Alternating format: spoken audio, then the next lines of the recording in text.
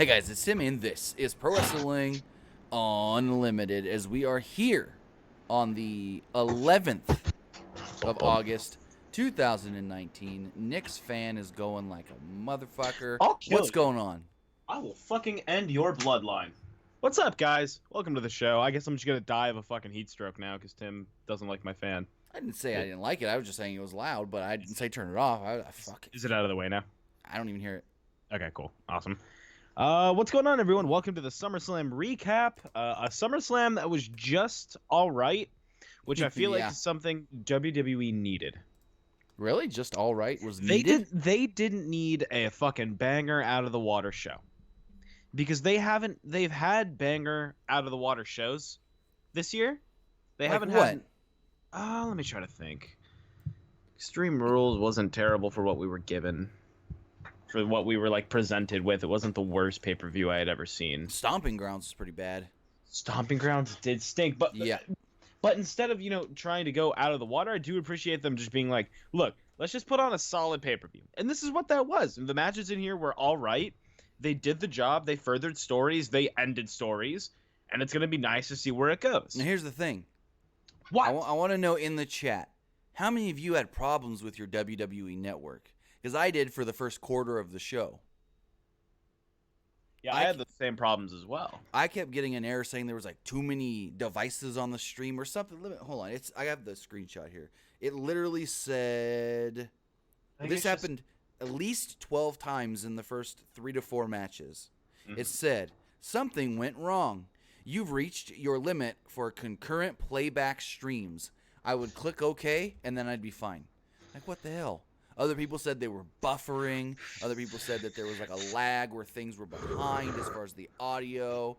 So, I don't know, WWE. Having some issues there. Ooh. That brand new WWE network just shitting itself bad. Now, here's the thing. What I heard was, this is literally a brand new WWE network. It wasn't just an update to the old network. They literally built the new network from scratch. Like, because they went to a new service. They're not working with the same people they were working with before. So they literally built this whole thing from scratch and will slowly, have it back up to where the old network was. That's tough. Yeah. They just wanted to get it out as quickly as possible because they knew they had to, they were teasing an update, so they wanted to get it out. And I want to say hello to lovely people like Jason Dalton and Wayne Montgomery and Warren JVF71. How do you come up with these names? Like, what are these names sometimes? You ever look at a person's name and be like, what the fuck? How'd they come up with that? Sometimes. We got Snowstorm in here as well. We got Roman as well. Nicholas Altamore, who's always here. Robert Vilos Jr., JJ White, Stephen Thomas, and many, many more people. There were some cool matches on this show, but boy, oh boy, there was some fucking stinky matches. That's boy, for sure. Oh boy, were there some matches where I think at one point I legitimately did my fucking laundry. Like I went to go it was more entertaining to hang up all of my white and gray t-shirts more than it was to watch Goldberg beat the shit out of like crazy Dolph Ziggler. But before we get there, how about we just talk about the show? We can talk about the show. Started with the Kickoff Show. 3 matches on the Kickoff Show. One we knew about going in, kind of, and 2 matches literally added at the last minute. This is fine with me. So first off, we had Drew Gulak versus Oney Lorcan with the Cruiserweight Championship on the line. A lot of striking late in this match after solid wrestling early. The ref was distracted when Gulak pulled the ring skirt into the ring, and Gulak punched him and used the Cyclone Crash. So then there was a funny skit where Drake Maverick goes up to the kickoff table, like the panel table or whatever you want to call it, and he's asking them if they've seen R-Truth.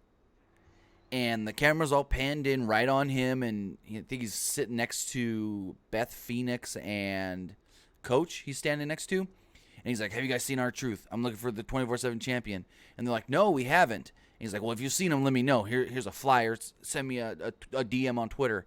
And as the camera pans out, freaking Truth and Carmella are sitting in front of the table. They can go as silly and stupid as they want. I think that's fine. But, There's to a point where that's just insulting the intelligence of the fans. A little bit. You like, know what I mean? There was one part later in the show, which I'm going to skip because it has nothing to do with the show itself, really, where they were doing, we have the international announce desk, and they had all the different people from all the different countries, and then they were like, and we're from Canada. And Carmella goes, she's like dressed in this like weird wig and glasses, and she goes, I'm Shania Twain, y'all. And then Drew said he's somebody. I couldn't remember who it was. And literally, Renee goes, Gretzky. oh, yeah, Dwayne Gretzky, you're right. And literally, my favorite hockey player.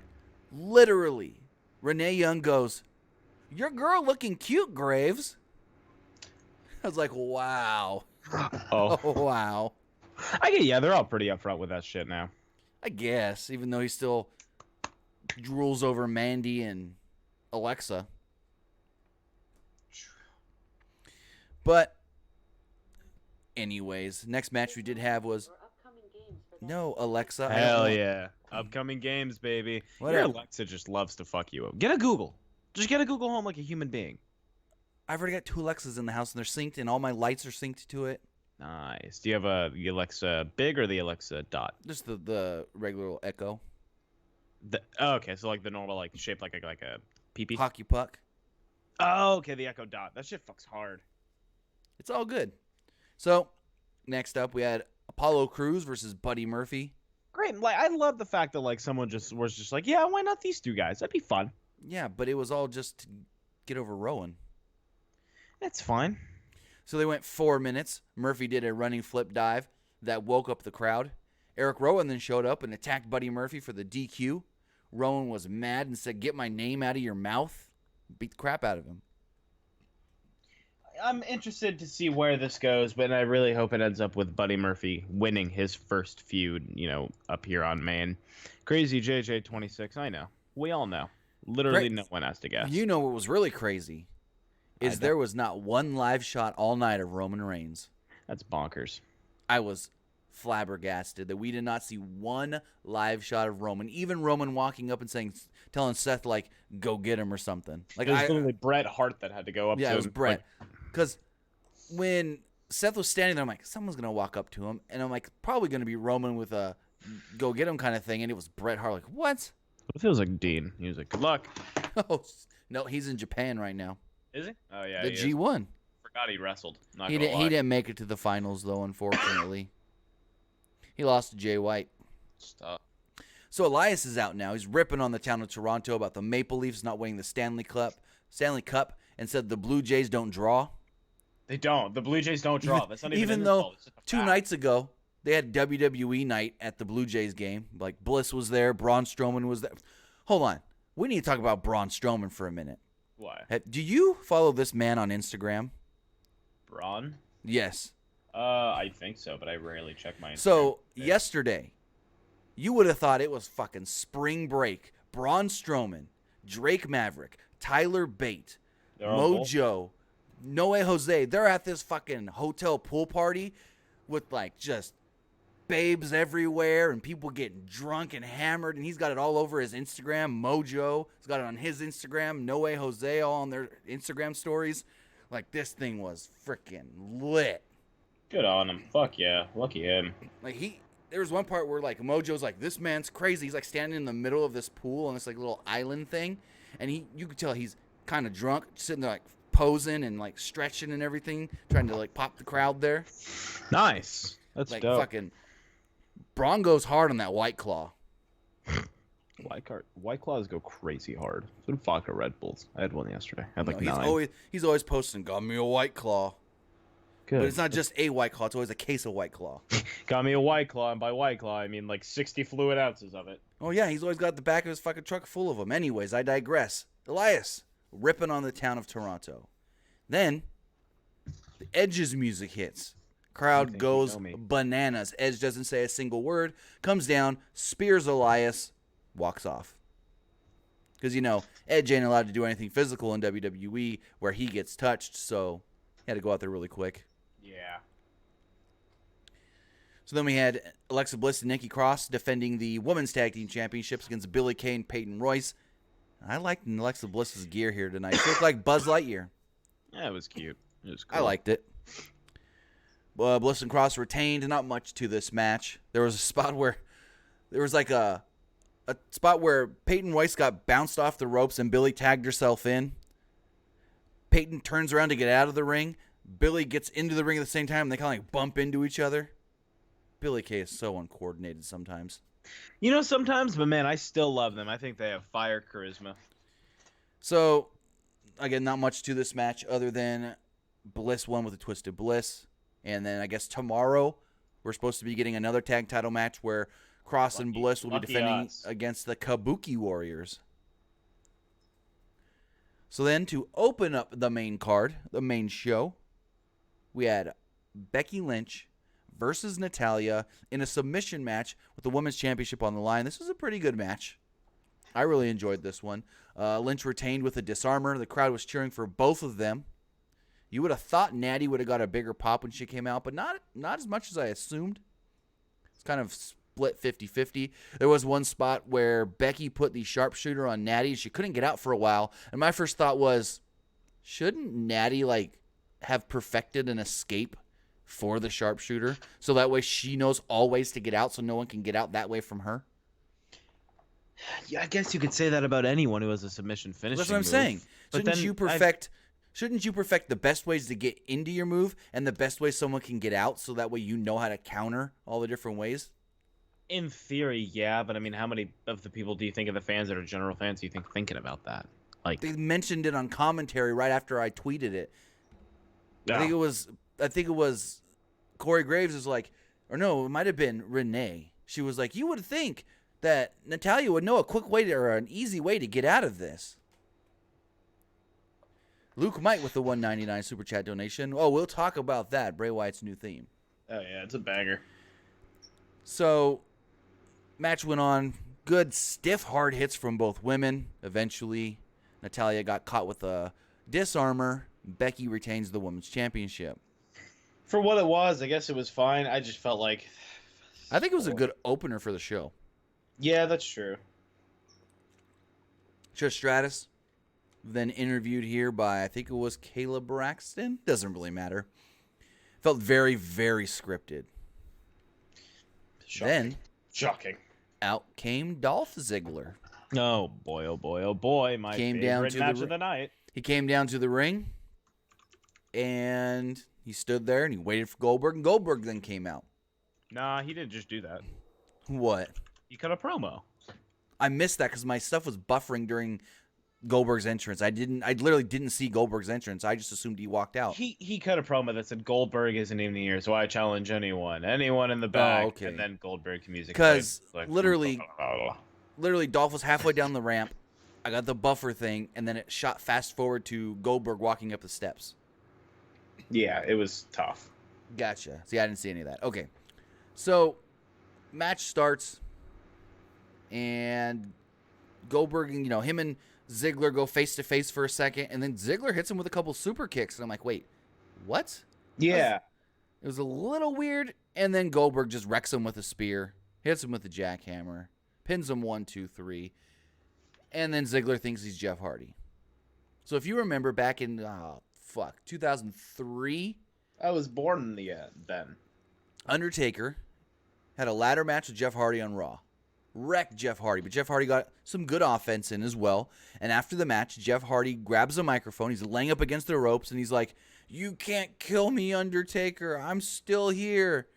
And the whole thing was it was supposed to really put over Jeff Hardy because Undertaker comes back into the ring, picks up Jeff Hardy. Looks like he's going to just slug him right across the face, and he just pats him on the back. But that's not what happened this time. Ziggler grabs the mic and says that anybody can beat him once, but you can't beat me for reals, Goldberg. And Goldberg comes down, gives him another spear. Yeah, he's like, you won't face me man to man after he just got, his asshole turned inside out. Goldberg literally walked down to the ring, speared the shit out of him, and then just looked at him and said, "Hold my pocket, you little bitch." Nelson says 2002. Correct. Good year. So then he's laying there flopping around like a fish. And I'm not kidding. Flopping around like a dang fish. And goes, "Anyone can get lucky twice, Goldberg." Yeah. And at this point, Goldberg had already walked off. He said Goldberg doesn't have any balls to face him man-to-man again, and that Goldberg's a laughingstock in this business. So Goldberg's music hits, and he comes back out. Goldberg acted like he was going to just let it all go after he kind of helped Ziggler to his feet, and then said screw it and hit him with yet another spear. But what was the point of all of this? I really don't know. There wasn't any other than to make Dolph look like the biggest goob ever going into his match tomorrow with Miz. Yeah, it's pretty lame. I'm not going to lie. So then, go forward. U.S. title on the line. AJ Styles versus Ricochet. I expected more out of this match. I really did. Funny thing, I told my son, I was like, hey, Tyler, AJ Styles and Ricochet, you like both of them. Want to watch their match? He goes, nah, I've seen them twice. He said something like, I've seen them wrestle twice lately or something like that. I was like, dang. WWE doing stuff too many times. That shit's boring. When an 8-year-old says that they've done one match too many times recently, you've done it a little too much. So Ricochet comes out dressed kind of like Nightwing. AJ Styles comes out with the club. Can I talk about just how much I fucking hate them saying the only club I was just that matters? about to. The official, the original, the official, the only club that matters. They sound like petty high school teens. And according to Tama Tonga, he recruited a new member to Bullet Club, but hasn't disclosed who it is yet. Who cares, honestly? Yeah, Bullet Club, they're dead. Once the Bucks and Omega left, they also killed Ring of Honor when they left, too. Because if you saw the attendance from that show Friday night, boy howdy, there was maybe 250 people there, max, if that. There was ringside, and then, a couple people up in these stands. It was horrible at the Ring of Honor show. That's tough. I heard a lot of those extra indie shows over the weekend in Toronto didn't do good at all because people don't fly in for SummerSlam. Exactly. Anyways, AJ versus Ricochet. Ricochet had a bodysuit on, like I stated. Almost the entire match was Styles working on Ricochet's legs, so he didn't have to do or couldn't do much acrobatic moves. Ricochet early on did a jump off the apron on Gallows' shoulders, and then Anderson hit him with a Hurricane Rana on the floor. Ricochet also did a moonsault off the middle rope to the floor on Gallows. Real story of the match was the crowd here, as they really weren't into this match much at all. That Goldberg match really just, they didn't want to care about anything at this point. Cool finish, though. We see Ricochet go for a twisting, what was the exactly call it? A twisting Dragon Rana type thing where he was going to land on AJ's shoulders and hit him with a Hurricane Rana, but instead AJ grabs him and holds on and hits him with a Styles Clash off of the Dragon Rana. It was pretty bonkers. AJ had to have some good control there, and he did. And those two guys are the perfect candidates to do something like that. Yeah. God damn. Overall, I thought it was a decent match, but the crowd wasn't into it, and it was just there. And then after, for God knows why, they beat up Ricochet, all three of them. Just further the story. I'm sure they're not done. They're gonna let Ricochet get the Rey Mysterio style story. I hope they're done and they both move on. Kind of over it already. I don't know if I'm over it as much as I'm let's see what else we can do now. So then we get the Street Profits backstage. And Angelo Dawkins apparently has a crush on Nikki Cross as he was trying to get her to slide into his DMs on Twitter. He was talking to the camera to talk to her, hoping she was watching. And Montez Ford's whoa.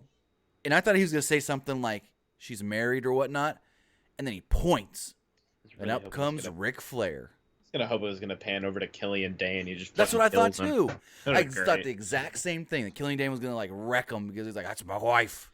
Or not even wreck him, but just pans over to Killian Dane, who's just and then it pans back to them, and they're Scooby Doo running away. That would have been perfect too. But no, they had to get Ric Flair in there. That's cool. They treated him like a legend usually does. They kind of did some beatboxing while literally Ric Flair's like, Street Profits. Street Profits. I was like, what is this crap? Rick trying to like, I don't even know. Fuck yeah. Dude, Rick is just a G. I guess. I wonder if he smokes. I think Ric Flair smokes weed. Probably not anymore. Then at Bayley versus Ember Moon. This was a nothing match. Oh, Crowd was dead the entire time. I mean, that is just the story of SummerSlam. Not necessarily. Sorry, goddamn. That crowd was just not into the show. They were for Kofi and Orton. Yeah. Did you hear? Oh, I'll get to it in a minute. They liked Owens. They liked Owens in his match as well, but he's a Canadian. That's why. Canadian. So, story of this match was basically both women were basically equals to each other. Mm-hmm. And then at one point, Ember Moon goes to the top rope. Bayley jumps up there, hits her with an avalanche Bayley to belly, and pins her. Like, there wasn't much to it. It wasn't bad at all. It was a good way to just remind people, like, hey, Ember Moon still wrestles for us. Right. The Boss 25 with $2, so 40% Seth Rollins beats 100% Brock's stupid Mark booking. Thanks for the $2, man. I appreciate it. Nick is dying. No, I just took a very long hit without thinking. I sometimes hit my pen just forgetting that I'm hitting it, and next thing I know, I just have my lungs are just being suffocated. Nick knows how to party. No, I don't. Who's gonna face Bayley at Clash of Champions? Who the fuck knows? But we should continue on. We should continue on with the next match. So then we got Kevin Owens versus Shane McMahon. If Kevin Owens was to lose, he would quit the WWE. It's too long. I feel like this could have been done much quicker, and you could have just thrown another random tag Very match. true. You know what I mean? Yeah. People were heavily into Kevin Owens for this match. Elias was brought out early on as the special enforcer, which meant he could distract the referee. Shane's offense was brutally bad in this match. Owens used a senton off the top and a frog splash, but Elias pulled out the referee. Real quick. It wasn't just disgustingly bad. It was like slap to your face bad.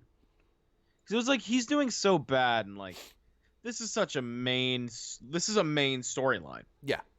And like he's just you think he's going in there and really giving him the old fucking jerk me off about it. You know what I mean? Just giving him the I don't give a fuck. That's the whole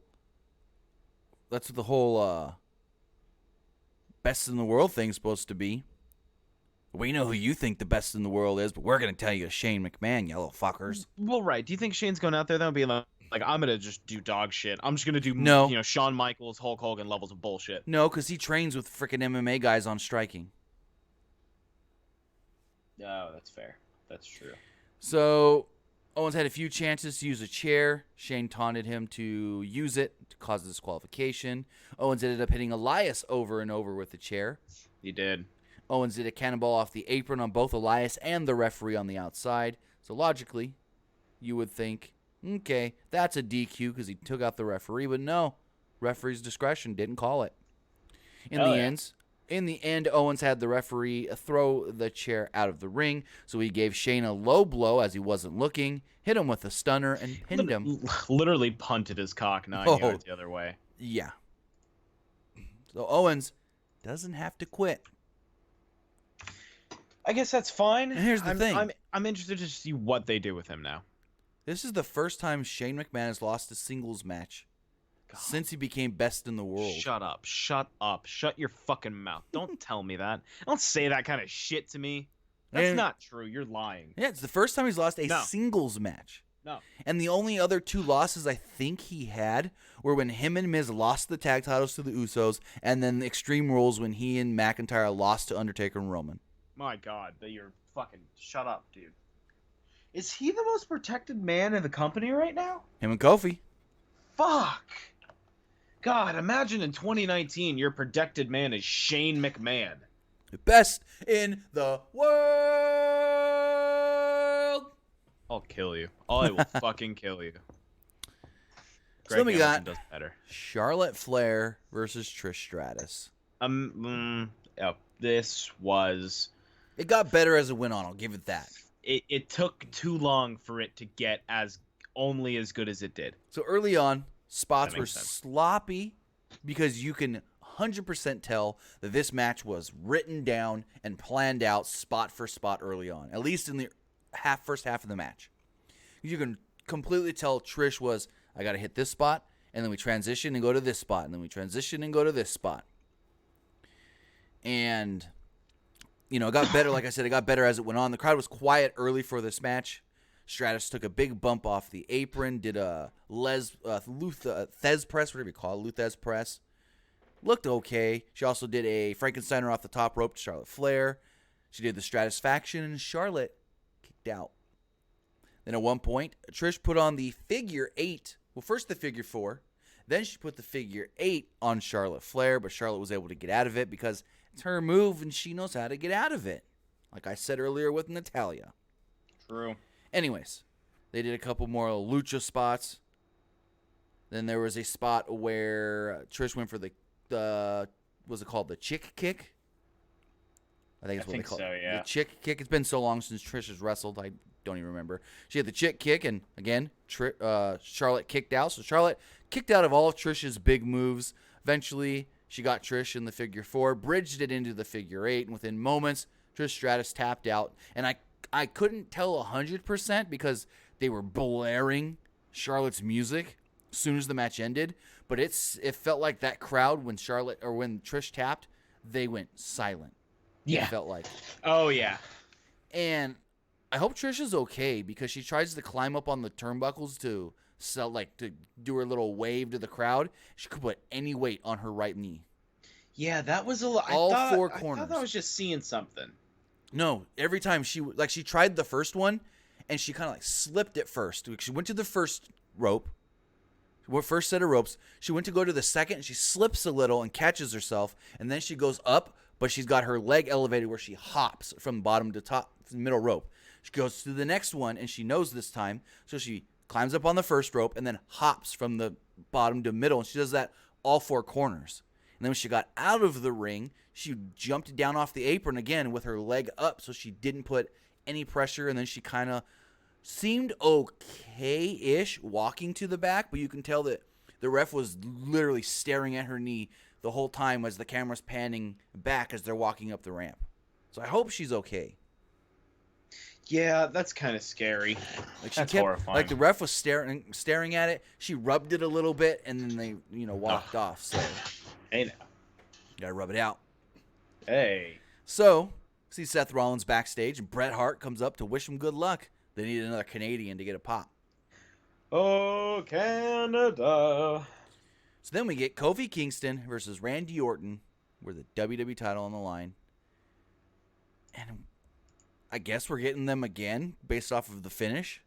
That's what I would assume. Yeah, I would have to assume they're just going to continue this to go on for a minute. So early on, the crowd was...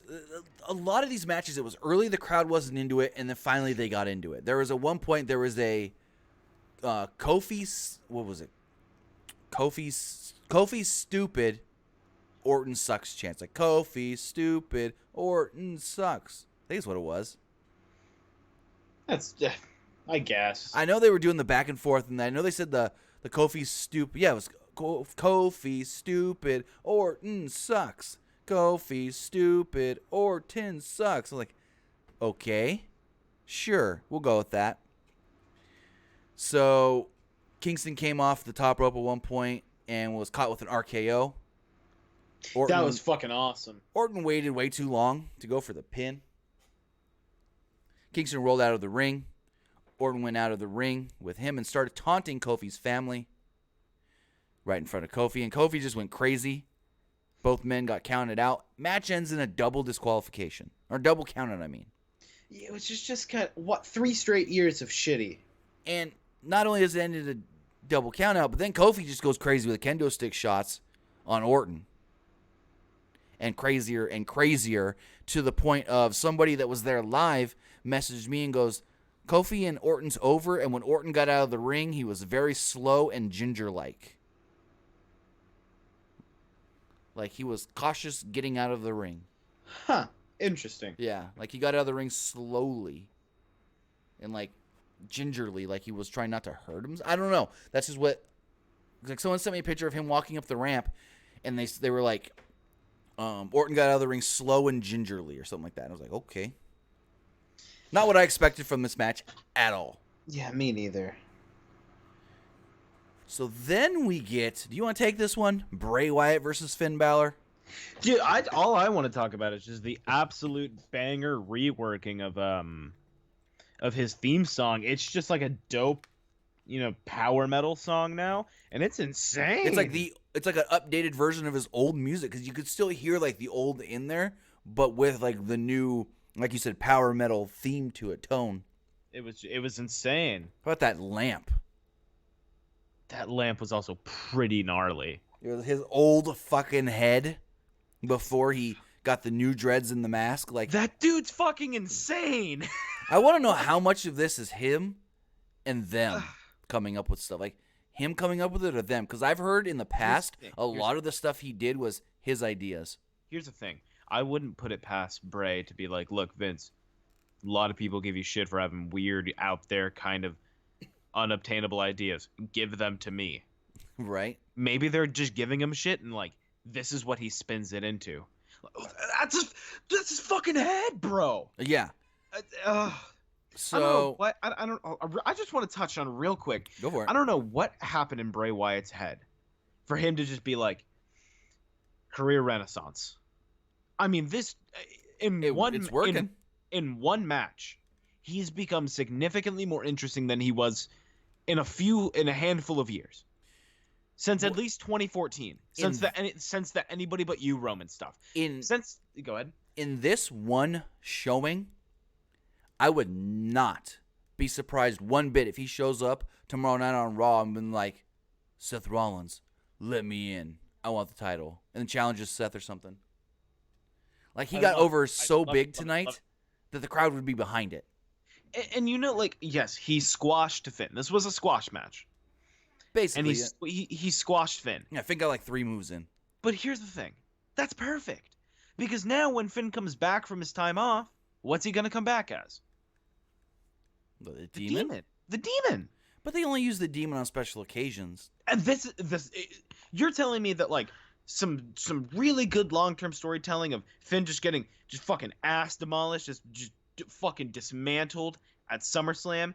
He's gone for a little bit because he asked for that time off and maybe he got granted it. He did. And so he got granted it. Yeah.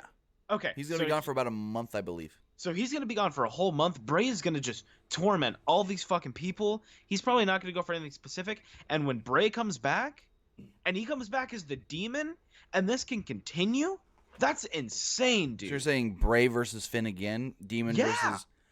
But You're here's the thing. Demon versus Fiend. Go ahead. Who wins? Fiend can win this one. But, no, I'm sorry. Balor can win this one. I don't know. Because if you pepper in a whole month of Bray Wyatt picking up lower to mid card wins over and over and just really honing in the fact that he is in fact undefeated, because then a loss can just send him into even more madness. True. Very true on that one. And like, it fits the character for him to like, I lost. I lost everything. Right. I'm crazy. It gives Finn that edge back. Now he's back. Now he's not looked at as the fucking small guy we're gonna squash in 3 minutes. Here's the demon. It works for everybody. This Bray character is so fucking versatile, and he used his fucking head as a lamp. Let's talk about the match. So they come out. Finn tries to run at Bray early. Bray takes him down. Finn runs at Bray a couple more times. Bray takes him down with just the hardest hit. Like, Finn's running at Bray as fast as he can, and Bray just, like, freaking hits him in the... It was like a bull spearing somebody with his horns, the way Bray headbutted him. Literally killed a man. Like, I wish my camera was on so I can recreate the way he did it, because it was just, what the hell. So, he finally takes his jacket off. He starts giving him some moves. He gives him a Uranagi and whatnot. And then he starts going crazy. Like, he's having some mental... What's the word I'm looking for? Like... Episode? Like, there's a... No. Like, there's a part of his brain saying, don't do this. You're better than this. And he's, like, trying to fight that part to go back to being Fiend. It was weird, but weird Just in a like- good way. Just like when Danny Phantom turns into a ghost. There you go. Yeah, that was my reference. And so he would like hit a move on Finn, and then he'd kind of like pause for a second, and I was like, what? And then he'd like grab his head, and he'd like at one point he like grabbed his head and like shook his head no or something, and then he just went back on Finn. And that kind of gave Finn the advantage for a second. Finn hit a sling blade and I think a drop kick into the corner, and Bray just was like, screw this, and Bray just starts wrecking him again. Bray then puts on the mandible claw, but I like how Bray's mandible claw is different than Foley's in a way, because Bray's mandible claw is he puts it on, they slowly go down to the mat, and he keeps it on there until he passes out. But the referee's not going to just call it, oh, he passed out, that's you win. No, Bray then keeps the mandible claw in, gets on top of him, and then the ref counts 1, 2, 3. I like it. Then that's not even the end. Yes, that's not even it. So then Bray wins. His music hits. Strobe lights going everywhere. He's posing in the ring, and all of a sudden the lights just go out. You wait about 20 seconds, and then a spotlight comes up on the stage. Bray's standing on the stage. He looks back. The lights are strobing all kinds of crazy. He's looking back at the ring, and then it's just, they go out again. And then everyone's gone. They fade back on, and the announcers are like, what the hell did we just witness? They somehow did more character building with Bray Wyatt in one match. In 5 minutes. 10 minutes max. Not even 10 minutes. Than they've done with a lot of other people in a handful of years.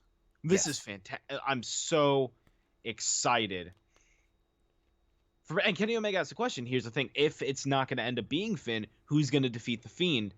I don't know who has to defeat The Fiend. I don't know. Who would make the most sense for Bray to take his... I guess it just depends on story. Yeah. I guess it just depends. Trying to just pick a wrestler without knowing any contextual evidence. Maybe Braun. I don't know what they're doing with Braun, because last time we saw Braun, Maria was like, show me you can be a man or something like that. And then we haven't seen Braun since. Other than on his Instagram just getting fucking hammered. Same. So then, that was awesome. Then we go into something that was okay. Back Brock, up. what? Under Channel says give him the streak. Well, what's left of the streak? Give him a streak? Give him Taker. Have him beat have him beat Taker and then have Black be his first loss after that. That'd be cool. That'd be interesting. That'd be neat. neat. Undertaker did beat Bray Wyatt at WrestleMania 31. Yes.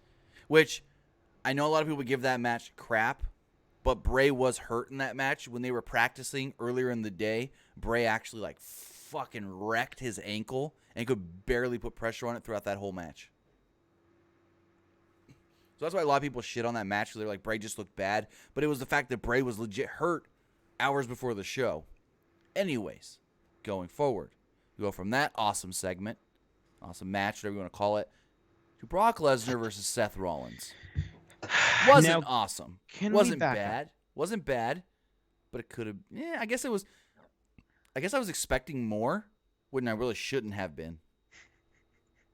Same. Sounds like me with a lot of other things, but for what we have been given with these guys, I can officially say that I am just sick and tired of Brock Lesnar and Seth Rollins as a champion. I'm sick and there hasn't been a Universal Champion other than Kevin Owens that I feel has been any bit remotely entertaining, believable, and tolerable. But here's the issue with Seth. Seth could have been good. No, he couldn't. Yes, but then they paired him with Becky, and they were so awkward together.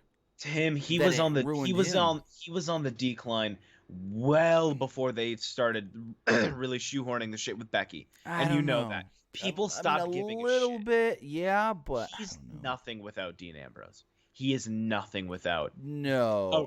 Honestly, I think Tim, hear me out. Okay. If this was heel Seth Rollins, it would be so much better. Remember Seth Rollins when he was WWE champion after WrestleMania 31? Yes. Oh, amazing. That was one of my favorite runs with a championship in the last like 5 years or more. Was it that good? I loved Seth Rollins as the WWE champion.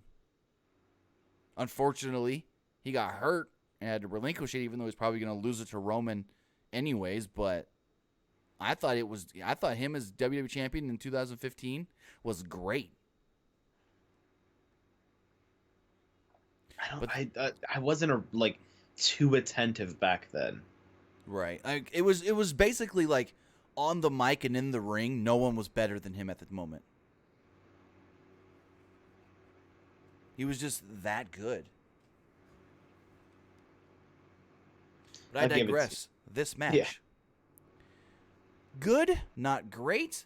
Could have been. I mean, like I said, I think I was expecting it to be better than it was, but I shouldn't have for it being a Brock Lesnar match.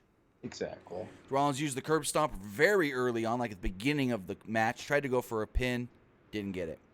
Lesnar kicks out of 2 curb stomp attempts. Lesnar did a German suplex where Rollins backflipped out of it. They did that twice. Then there was a spot where literally, so Seth's got his ribs taped up.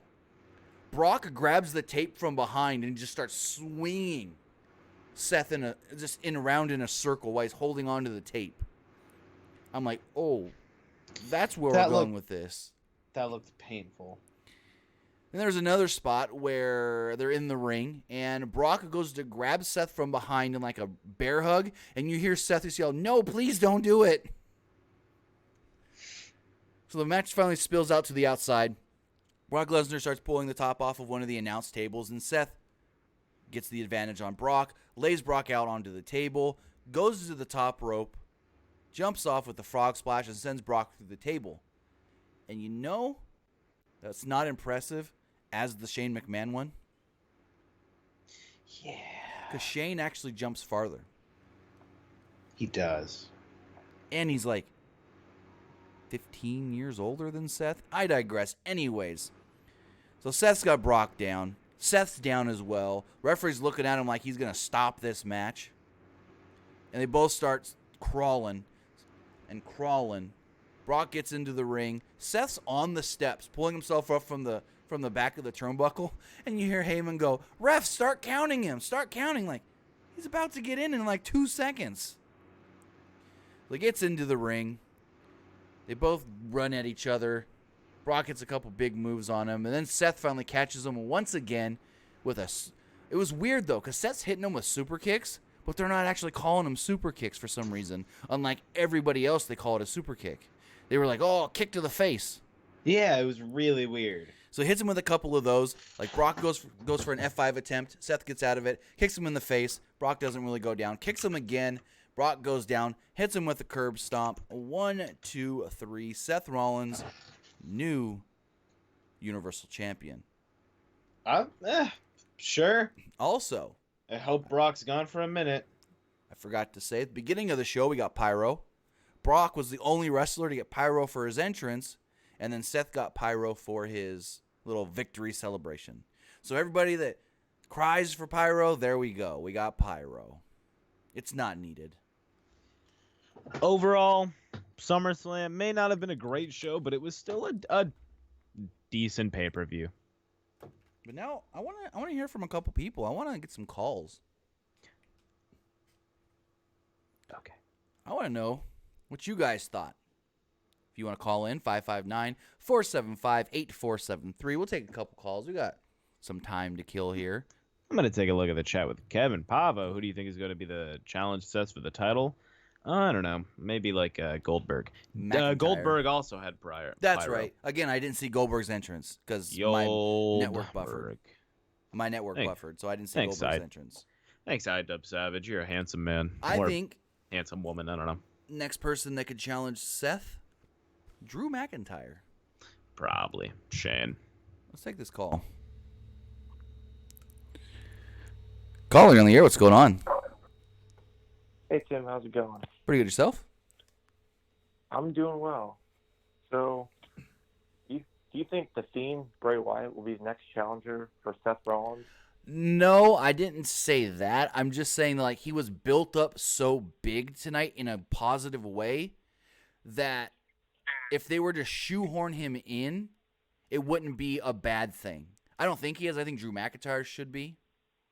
But I'm just saying, like, they did such a good job with Bray tonight, is that he can automatically be a challenger because they did that good of a job with him tonight.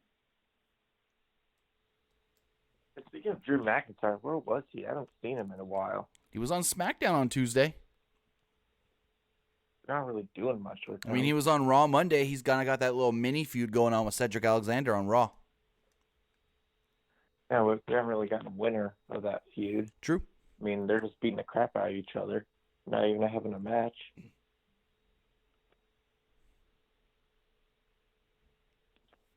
But with that, I want to say thank you for the call and have a great night. You too. All right, let's take another call here. Let's try this one. If Skype wants to go. I think we lost Nick as well. I think we're getting Nick back here. I fucking hate Skype. Yeah, I clicked the add call and it just went to a new call. So let's try this again. Caller, you're on the air. What's going on? Caller, you're on the air. What's going on? You know what? Riveting. Skype does not want to let us take extra calls. So I guess we're not taking calls because Skype, Microsoft, what are you doing? I don't know. But overall, you know, the show wasn't horrible, I do have to say. Wait. Caller, you're on the air. What's going on? Yo, Tim, how's it going? Pretty good. Yourself? I'm doing all right. What'd you think of the show? There was some good and there was some bad, but overall I thought it was a pretty decent show.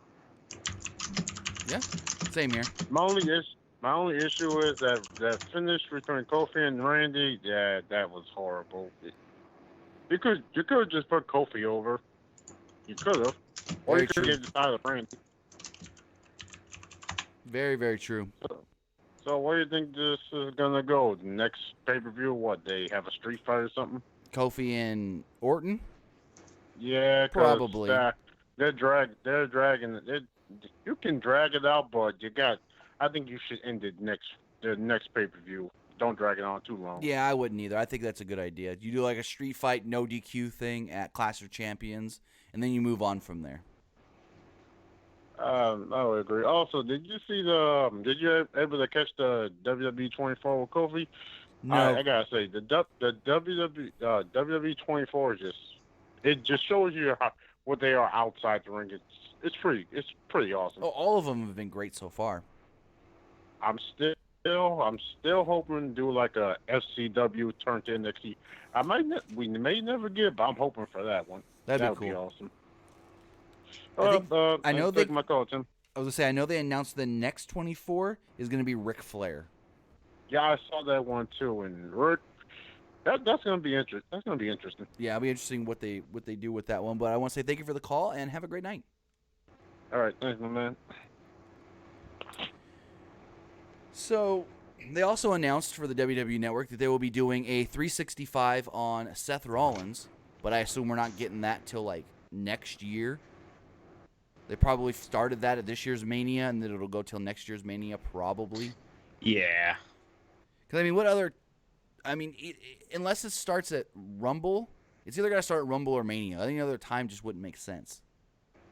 Exactly. And they got That's what I feel. And then it takes a whole year to film it, and then however long to edit it all together. So we'll see with all of that. But I know tomorrow night on Raw, they've already announced Bliss and Cross defending the tag titles against the Kabuki Warriors. We're also supposed to be getting Miz versus Dolph Ziggler. Hold on. Goldberg and Jack Swagger going at it on Twitter.